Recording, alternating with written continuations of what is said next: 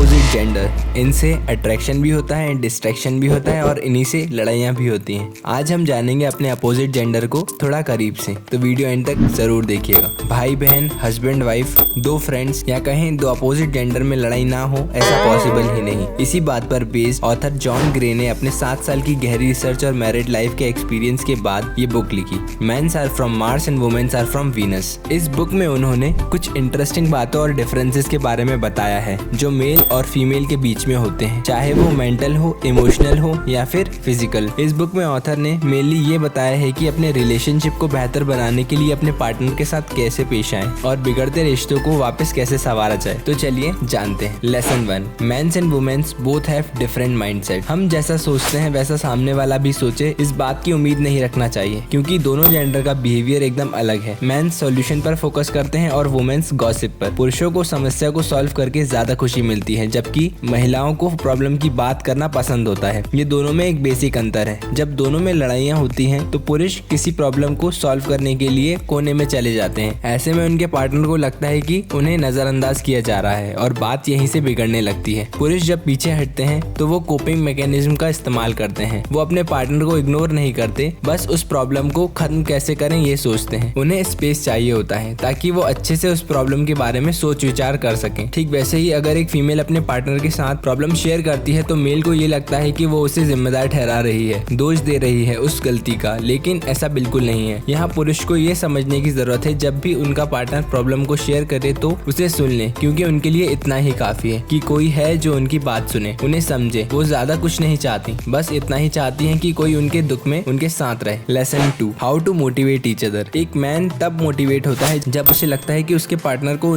उसकी जरूरत है, जबकि एक वुमेन को मोटिवेशन के लिए लव, केयर और रिस्पेक्ट की जरूरत होती है। पुरुष बस इतना चाहते हैं कि उनके पार्टनर उनसे खुश रहें, सिर्फ अपने लिए नहीं दोनों के लिए, इसलिए वो केयर करता है। यही उसका मोटिवेशन है। इस बुक में ऑथर ने 3 स्टेप फॉर्मूला भी बताया है जिससे कोई भी रिश्ता अच्छे से बना रहे। फर्स्ट स्टेप मोटिवेशन, मोटिवेशन साथ रहने का, एक दूसरे की केयर करने का, एक दूसरे को समझने का। स्टेप 2 रिस्पॉन्सिबिलिटी, जिम्मेदारी, बड़ी से बड़ी लड़ाई के बाद भी साथ निभाने की जिम्मेदारी। स्टेप 3 प्रैक्टिस, इन दोनों बातों की प्रैक्टिस करना, यही है 3 step formula. Lesson 3 difference in language, यानी कि अलग भाषाओं में बात करना, भले शब्द वही रहते हैं लेकिन तरीका डिफरेंट है। जैसे कि फीमेल्स की बोलने में फीलिंग्स होती हैं और पुरुष वही बात फैक्ट्स के साथ बोलते हैं। पुरुष ज्यादा दिमाग नहीं लगाते, वो शब्दों को एज इट इज समझ लेते हैं, जबकि महिलाएं उसे सब्जेक्टिव तरीके से बोलती हैं। फॉर एग्जाम्पल, जब एक वुमेन कहे हम हमेशा जल्दबाजी में रहते हैं तो उसका पार्टनर जवाब देगा नहीं तो लास्ट फ्राइडे ही तो हमने कितना आराम किया था, जबकि वुमेन का कहने का मतलब था वो आराम से टाइम स्पेंड करना चाहती है, ना कि कोई फैक्ट बोला।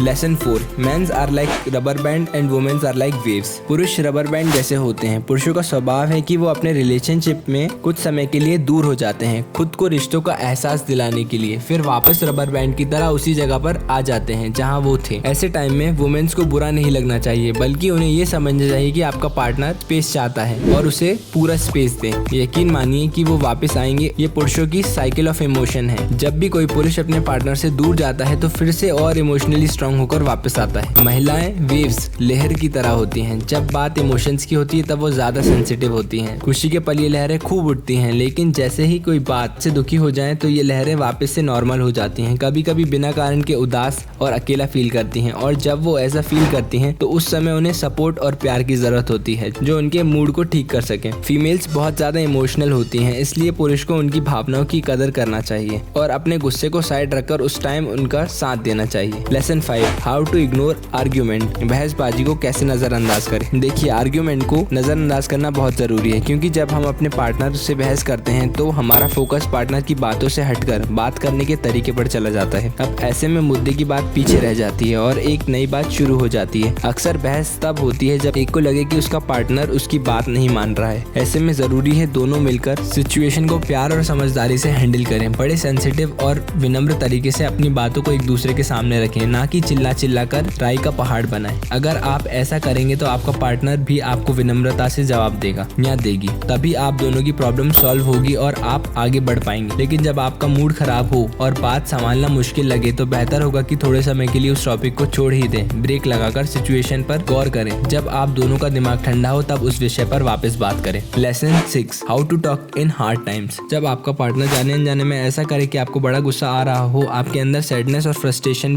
भरी हो, तो लविंग, केयरिंग, रिस्पेक्टफुल, सेंसिटिव और जेन्युइन बनना मुश्किल काम है। ऐसे में अगर कन्वर्सेशन होती भी है तो सामने वाले के लिए नेगेटिव बातें ही माइंड में आती हैं। गुस्से में कोई सॉल्यूशन तो निकलता नहीं, उल्टा बहस बढ़ते बढ़ते लड़ाई में बदल जाती है। ऐसी हालत में अच्छा होगा कि आप अपने पार्टनर की फीलिंग को समझते हुए एक लेटर लिखें और उस लेटर में अपने सारे इमोशंस लिखें, anger, sadness, fair, regret, love, इसी ऑर्डर में लिखें ताकि लेटर खत्म होने तक सामने वाले से पॉजिटिव जवाब आए। ये छोटा सा काम सारी प्रॉब्लम्स को दूर कर सकता है। 90% प्रॉब्लम्स पास्ट की होती हैं और 10% प्रेजेंट की। ये छोटा सा सॉल्यूशन इस बुक में दिया हुआ है। Thank you so much for being till the end. I hope आपने जरूर इस बुक से कुछ न कुछ सीखा होगा। मैं ऐसे ही इंटरेस्टिंग और अमेजिंग वीडियोस लाता रहूंगा। अगर आपने पुरानी वीडियोस ना देखी हो तो लिंक डिस्क्रिप्शन में है, जरूर देखिएगा। तब तक के लिए stay healthy, stay happy and stay connected.